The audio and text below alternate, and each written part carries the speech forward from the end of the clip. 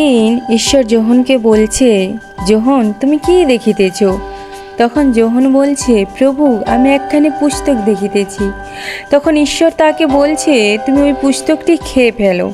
তখন যোহন ওই পুস্তকটিকে খেয়ে ফেলেছিল।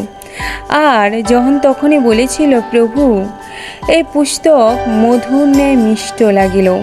এই পুস্তক বলতে বোঝায় বাইবেল বই, এবং ওইগুলো খেয়ে ফেলা বলতে বোঝায় ঈশ্বরের নিঃশ্বাসিত প্রত্যেকটা বাক্য যা বাইবেলের মধ্যে আছে।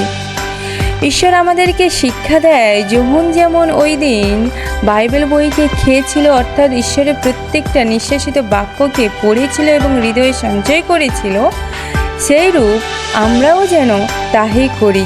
আমরা যেন ঈশ্বরের বাক্যের বইকে পড়ি এবং তাহার নিঃশ্বাসিত যে প্রত্যেক বাক্য আছে সে বাক্যকে আমরা যেন আমাদের হৃদয়ে সঞ্চয় করি।